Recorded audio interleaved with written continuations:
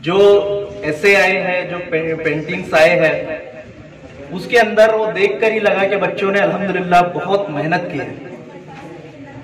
वो तमाम तलबा जिन्होंने मेहनत की है, वो तमाम तलबा भी जो है तो काबिल मुबारकबाद है कि उन्होंने बाबरी मस्जिद इस उन्वान पर अपनी मेहनत की है। मुल्क भर में पॉपुलर फ्रंट ऑफ इंडिया ऐसे बहुत सारे एक्टिविटीज बाबरी मस्जिद की तारीख को याद दिलाने के लिए इस साल किया है। मेरी इज्जतदार माँ और बहनों, इल्म एक रोशनी है और जहालत एक अंधेरा है। इल्म की रोशनी जहां जहां भी फैलेगी वहां जहालत का खात्मा होगा। आजकल अफसोस होता है कि जहां पर भी कोई प्रोग्राम हो वो मुसलमानों के सिलसिले में एहसास कमतरी में लोग मुब्तला करते हैं। बहुत ज्यादा रोना रोया जाता, हमारी कौम के अंदर ये नहीं है, हमारी कौम के अंदर ये नहीं है, बहुत कमियां हैं। पिछले माजी में जो वाकयात हुए उसको अगर आप नजरअंदाज करेंगे तो मुस्बत अंदाज में आपकी सोच जो है आपको एक जज्बा और एक वलवला पैदा कर सकती है। किसी जमाने में शायद कभी सोचा जाता होगा कि तालिबान के जरिए से, तलबा के जरिए से, स्टूडेंट के जरिए से कोई ऐसा काम किया जाए कि जिसमें उनको अपने एतबार से मुसाबकती दौड़ में शामिल किया जाए। इस तंजीम ने एक सबसे बड़ा काम यह किया कि बच्चियों और बच्चों में एक जज्बा पैदा किया और एक उन्वान देकर उनकी सलाहियतों को निखारने की कोशिश की गई। माशाअल्लाह सैकड़ों हजारों बच्चे और बच्चियां जो है मुकाबले में शरीक हुए और आज उनके लिए खुशी का पैगाम यह है कि उनको एजाज और इकराम से नवाजा जाएगा। उन्हें इनामात की तकसीम होगी। अव्वल नंबर आने वाले, दूसरे नंबर पे आने वाले, तीसरे नंबर पर आने वाले वो खुशनसीब आपके सामने पेश होंगे। ये उन्होंने एक मेहनत किया और मेहनत का सिला अल्लाह ताला दुनिया के अंदर भी देते हैं और आखिरत में भी देते हैं। कलम जिसके हाथ में आती है एक किस्म का वो हथियार है। आज मीडिया के जरिए से, सोशल मीडिया में जितना काम हो रहा है उसमें एक अच्छा काम ये है, मुस्बत काम ये है कि कौम के होनहार बच्चों को उनके जज्बे के एतबार से जब एवार्ड से नवाजा जाता है, इनामात से नवाजा जाता है तो दूसरों के अंदर उसकी तरगीब होती है, एक जज्बा उनके अंदर भी पैदा होता है कि हम भी एक मर्तबा किसी दौड़ में, मुसाबिकती दौड़ में, तालीमी मैदान के एतबार से किसी मजमून निगारी में, मिला नवेसी में हम भी हिस्सा लेंगे और इंशाअल्लाह हम भी इनाम पाएंगे। तो ये जज्बा पैदा करना ये बहुत बड़ी बात है। मैं आपको ये अर्ज करूं कि हमारे पास बड़ा मुश्किल मसला ये है कि जिस शख्स को अपनी बेटी का निकाह पढ़ाना नहीं आता, जिस शख्स को अपने बाप की जनाजे की नमाज पढ़ाना नहीं आती और वो बड़े बड़े मसाइल पर बहस करना शुरू कर देता है। अफसोस होता है, आज आप देखिए कि एक तरफ ये माहौल है कि बेटी का निकाह पढ़ाने के लिए कभी भी कोई बाप तैयार नहीं हुआ। आप उसके भाई से निकाह पढ़ाते हुए कभी भी नहीं देखते। उसके खानदान में शायद एक आध ऐसा आदमी हो जो खुतबे निकाह पढ़ सकता है, अपनी बेटी या अपनी बहन का जो है निकाह पढ़ा सकता। शायद दीनी एतबार से ये फिक्र का लम्हा है। वहीं पर आप देखिए ये खुशी का मौका था और गम का मौका। बाप का जनाजा है और बेटे को पढ़ाना नहीं आता, बेटे का जनाजा है और बाप को पढ़ाना नहीं आता। हम किसके मोहताज है? कोई मौलाना, कोई मुबल्लिग, कोई दीनदार है, उन्होंने जनाजे की नमाज पढ़ा। बल्कि इससे भी ज्यादा अफसोसनाक पहलू यह है कि एक मर्तबा मैं जनाजे की नमाज पढ़ाकर निकला तो वहां से वापस आने के बाद जरा आपका फोन बंद करेंगे क्या? आप देखेंगे कि जनाजे की नमाज पढ़ाकर हम जब निकले तो एक गैर मुस्लिम वकील मेरे करीब आए और मुझसे उन्होंने पूछा कि मौलाना, जो लोग आपके साथ नमाज पढ़ रहे थे वो मुसलमान थे या जो मेरे साथ चबूतरे पर बैठे हुए थे वो मुसलमान थे? मैंने कहा कि भाई वो भी मुसलमान है, आपका इशारा मैं समझ चुका हूं, वो भी मुसलमान है और ये भी मुसलमान है। जहालत की वजह से वो आपके साथ बैठे हुए, कम इल्मी की वजह से, और ये भारत में हमारे पास बहुत सारों की तहारत टूटी हुई रहती है, वो उनको कोई उज़्र नहीं है, वो बोलते हैं हमको तहारत नहीं है। हालांकि आकाए मदीना सरकार द्वारा मोहम्मद रसूलुल्लाह सल्लल्लाहु अलैहि वसल्लम ने जो दीन हमारे पास पेश फरमाया वो तहारत तो बहुत आसान है, और ये भी फरमाया कि तुहूर शतरुल ईमान, पाकी आधा ईमान है। अब जिस मुसलमान के पास आधा ईमान ना हो वो कितनी जहालत में है और कितना दीन से दूर है, इसका अंदाजा लगाइए कि बाप के जनाजे में वो शरीक नहीं हो सक रहा है, वो जनाजा पढ़ा नहीं सकता है। बल्कि बाज वक्त ऐसा होता है कि जनाजे के नमाज पढ़ाने के लिए हम लोग खड़े होते हैं तो पूछना पड़ता है कि भाई इजाजत है क्या? तब इजाजत किससे लेंगे? जाहिर है कि अगर बाप का जनाजा है तो बेटे से लेंगे, बेटे का जनाजा है तो बाप से लेंगे। तो उस वक्त जब पलट कर देखते हैं कि इजाजत है क्या, तो वहां पर कोई आदमी नजर नहीं आता है।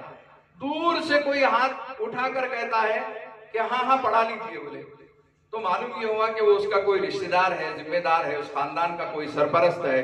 वो बेचारा जनाजे की नमाज में भी शरीक नहीं है। बगैर कलमे के जब मौत होती है, वो शख्स के हालात देखकर, देहातों के हालात देखकर अल्हम्दुलिल्लाह हमारे अकाबिरीन उलमा इकराम ने और हमारे कौम और मिल्लत के हमदर्दों ने इतना माहौल बनाया, इतना माहौल बनाया कि आज जो है हर इलाके के अंदर ये शिकायत नहीं है। अब हर इलाके के अंदर कुछ न कुछ अल्लाह के फजल करम से उसमें तालीमी एतबार से जो है तरक्की मिलती है।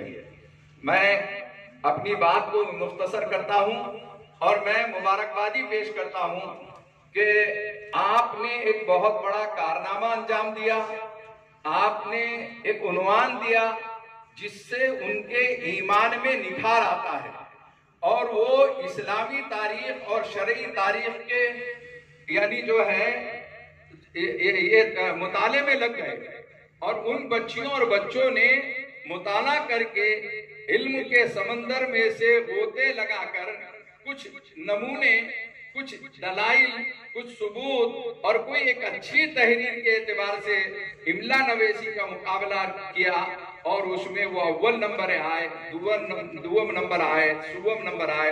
उन तमाम को मेरी तरफ से, इस तंजीम की तरफ से और सामईन की तरफ से मुबारकबादी पेश करता हूं। और फिर मैं ये गुजारिश करता हूं कि हमें रोते रहने से कुछ हासिल होने वाला नहीं है, अंधेरा है कहते रहने से कुछ हासिल होने वाला नहीं है।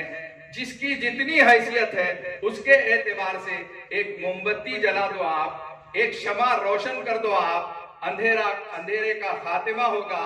और इस कौम को जब अल्लाह ताला ने एक बहुत बड़ा पैगाम देकर, एक मैसेज देकर भेजा था, जाहिर है कि वो कौम की जहालत जो है बहुत बड़ा इस्लाम पर, मुसलमानों पर हमला करवाती है। उसके दिफा के लिए, उसके डिफेंस के लिए आपको इल्म हासिल करना बहुत जरूरी है। अल्लाह ताला मुझे आप तमाम को अमल की तौफीक अता फरमाए। व आखिर दावाना अल्हम्दुलिल्लाहि रब्बिल आलमीन। अब्दुल वहीद साहब को दावत देता हूँ कि वो आए और इजहार ख्याल करें। बहनों और स्टेज पे मौजूद हज़रात, मैं सबसे पहले पॉपुलर फ्रंट ऑफ इंडिया का शुक्रिया अदा करता हूँ कि इन्होंने वो काम शुरू किया है जिस काम की ज़रूरत बहुत ज़्यादा इस देश को थी। भाइयों और बहनों, हम सब जानते हैं कि आज मुल्क दुश्मनों के हाथों में गया। दुश्मनों से मुराद मुसलमानों के दुश्मन बोलना मेरा मकसद नहीं है, या आरएसएस, बीजेपी ये मुसलमानों के नहीं, ये देश के दुश्मन हैं। और देश के लेवल पर आज इनसे कोई लड़ रहा है, मैं समझता हूँ वो पॉपुलर फ्रंट ऑफ इंडिया है। मैं पॉपुलर फ्रंट इंडिया के जो औरंगाबाद में कारकुनान हैं, उनसे मैं पहले भी कह चुका हूँ कि आप जो काम कर रहे हैं, सबको लेकर साथ चल रहे हैं और आपके इस काम में लोक विकास परिषद शाना बशाना आपके साथ है। और मैं जानता हूँ कि आप लोग डरते नहीं हो और लोक विकास परिषद शेरों की कदर करती है।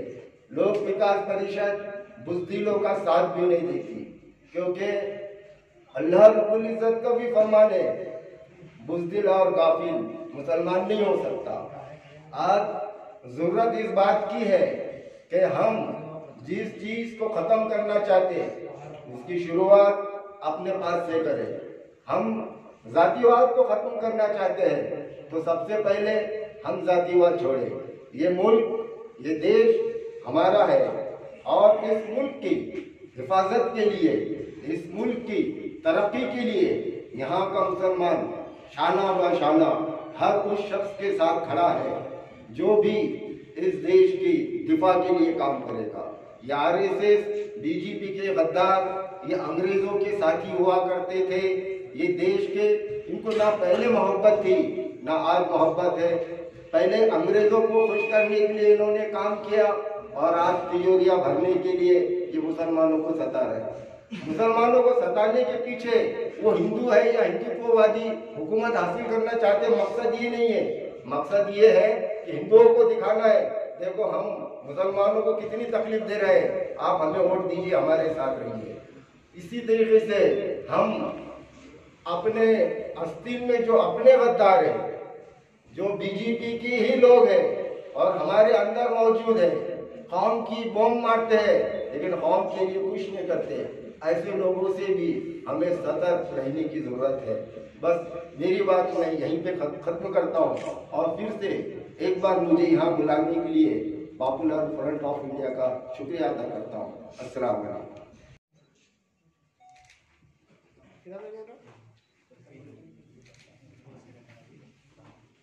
पेन को जो दिया जा रहा है,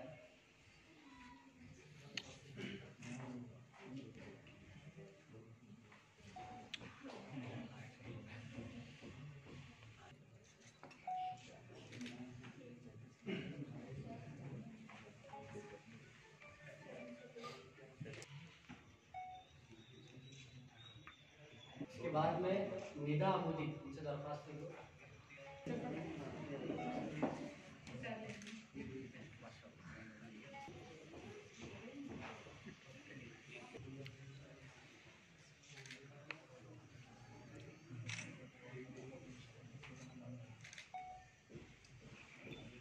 सैयद जुबिया हमीद अलहुदा स्कूल से जो ये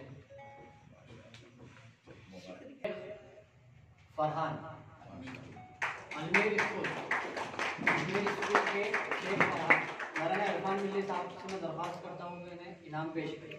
फर्स्ट विनर है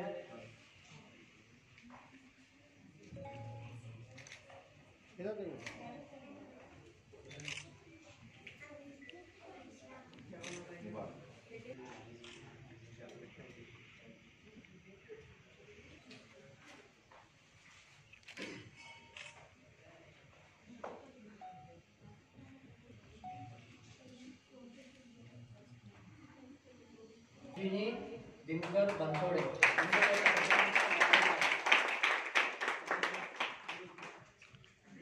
लाल सालवे, इनको जो है तो ड्राइंग कंपटीशन में इनाम से नवाजा जा रहा है।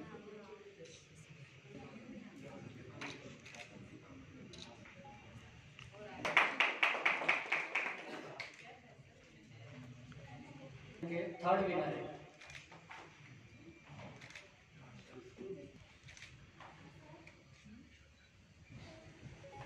मैं एसबीआई के प्रेसिडेंट यूसुफ पटेल साहब से दरख्वास्त करता हूँ। एसबीआई के यूसुफ पटेल साहब से दरख्वास्त करते हुए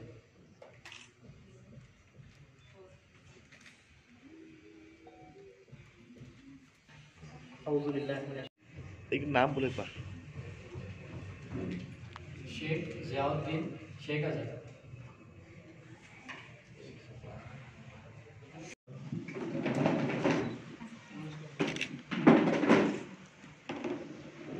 चलो